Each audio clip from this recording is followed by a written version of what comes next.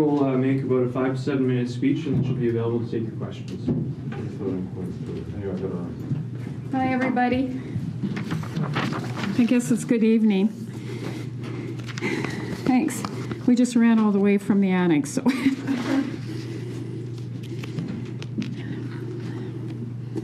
Okay, good evening. I'm grateful for the opportunity to respond to the Premier's address on behalf of the Wildrose and all Albertans, free of charge. 20 years ago, a very different Premier addressed this province. At that time, he said, and I'll quote, "Some people think taxes are the answer.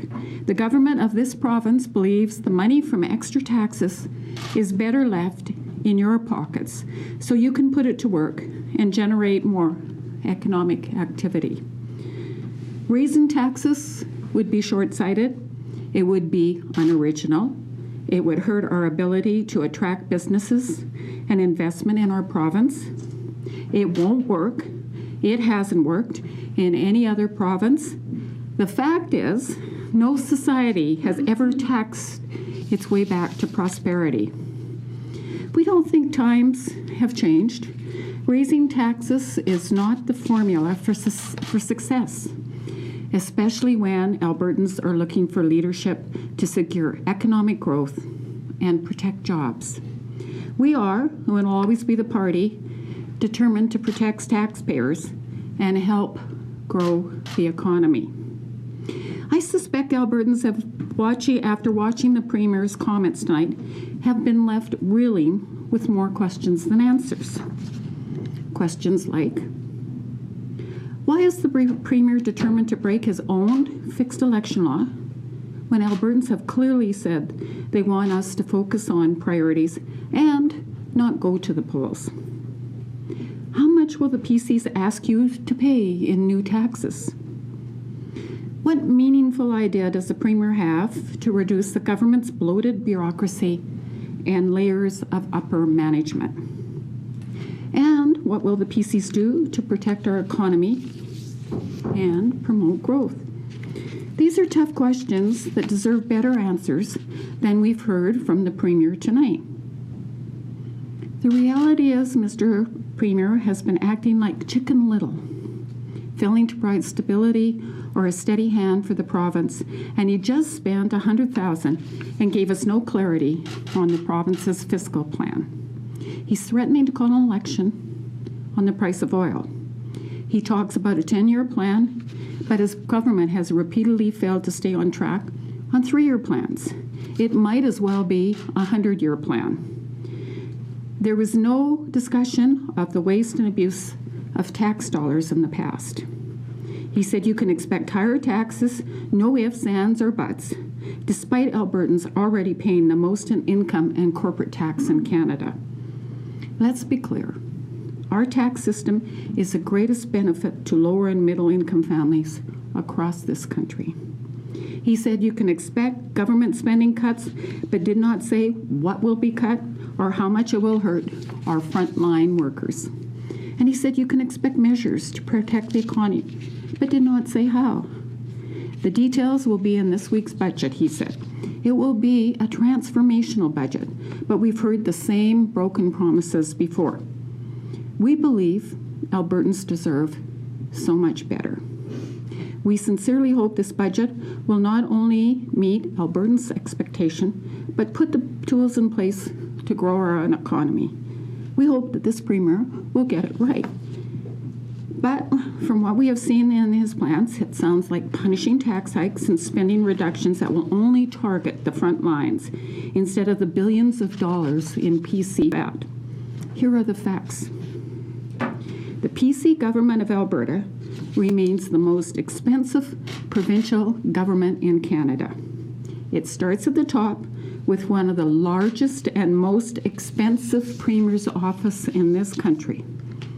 The Premier and his cabinet are the highest paid provincial government executives in Canada, and it extends to the bureaucracy, where managers were awarded an 8% salary increase last summer. Where 9,000 employees in one branch of government alone, Alberta Health Services, earns more than $100,000 a year. Moreover, Canada's most expensive provincial government remains one of the biggest spenders on corporate welfare handouts. Carbon capture and storage, derided last year by the Premier as a failed science project, will get over $300 million in subsidies this year. And total corporate welfare spending in 2015 will top $1 billion, including an $8 million payout for the Kananaskis Golf Course. Most troubling of all is the PC's government continuing mismanagement of healthcare. Despite per capita health spending that is 30% above the national average, Albertans continue to be one of Canada's worst performers on critical services like emergency room wait times and seniors' long-term care nursing facilities. In education, we're falling behind in school construction, and performance outcomes for our kids have decreased steadily. Over the last decade, PC government spending has exceeded inflation and population growth by almost $50 billion. It is the single most compelling argument for a strong, principled, and conservative Wildrose official opposition. Again, you do not tax your way to prosperity. Albertans have clearly indicated they don't want their pockets picked. They want the government to end the pays and perks for politicians and managers across government, and they want our frontline services protected. Our plan is about restoring financial security, building confidence, and leaving businesses free to create wealth and put people back to work. This will require the courage to not raise taxes, to end this well-documented PC legacy of wasteful spending, and bringing in meaningful, compassionate, and balanced reforms to ensure our government is sustainable to future generations. We believe Albertans deserve a new and better government, a government focused on keeping promises, like building schools on time. Over the next few weeks, the Wildrose Bill will be laying out the alternative plan to grow the economy and keep taxes low. This is about leaving to the next generation the kind of Alberta that was left to us. On behalf of my party, our MLAs, and our team all across Alberta, I promise we will continue to do that. I will leave Albertans with one final message. Do not give this Premier a blank check. It's your money. You do have a choice for an even better Alberta. Thank you. Take questions if anybody has them. Thanks, Heather. Now that you've actually had a chance to see the address and Liberals' response, we called it, before it aired, a pre-election TV commercial. Did actually seeing it change your view on that at all? No. He's clearly, it's an election, $100,000 address. And it's just a matter of time before he drops the writ, quite frankly. I expect very soon. One of the big news items out of that speech was the fact that this budget will have some sort of direct ask for Albertans in terms of paying more for health care. What do you think about that idea of premiums coming back or some form of premiums? Well, I mean, let's be honest, it's a tax. It's a tax on Albertans. It's a tax on Albertans when the economy is suffering. You don't need to tax Albertans. You cannot tax yourself out of debt. And we've seen healthcare premiums.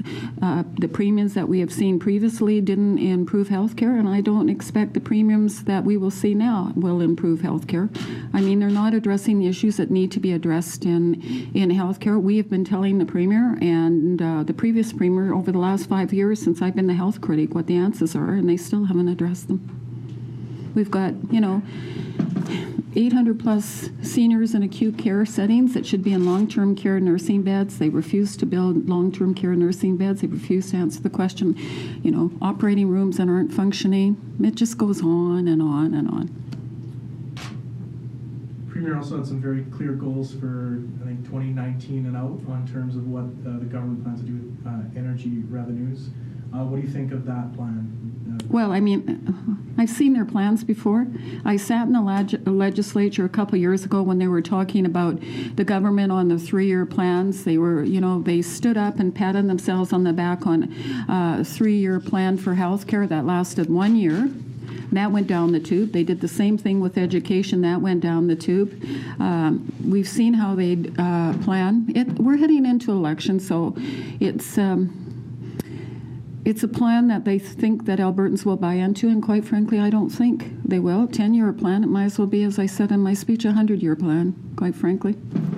Should the Alberta government be putting more money into the Heritage Fund?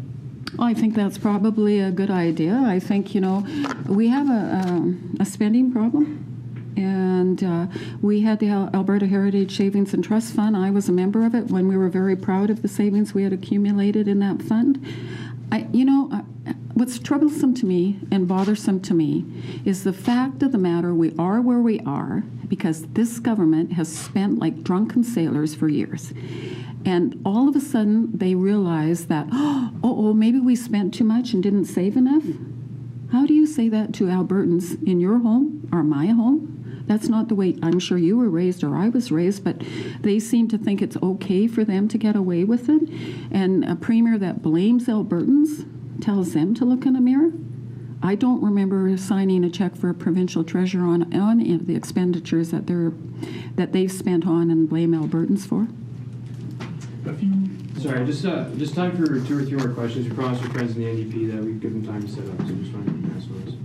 A few weeks ago, the finance minister was in this room, and he seemed to signal that not only would spending not increase, but they were looking at a 5% cut across the board in ministries. In the speech today, Premier Prentice indicated that they're going to hold the line on expenditures. Why do you think they've changed tact on these cuts? I expect Albertans. I've been out and about since I took over the leadership of the party. Albertans are clearly articulating to me, and I'm sure they're articulating to him, what they like and what they dislike. So he's made us a very sudden change in plans on many things that we've gone over yesterday about the Kananaskis golf tournament. All of a sudden he's putting a committee together. He would not have touched that golf course if the opposition hadn't questioned him on supplementary supplies and things like that. They try and get away with things till they get caught, and it's the hand in the cookie jar and I got caught again. So thanks everybody. I know it's a late night for everybody, so appreciate everybody sticking around, so thanks. Thanks, Heather.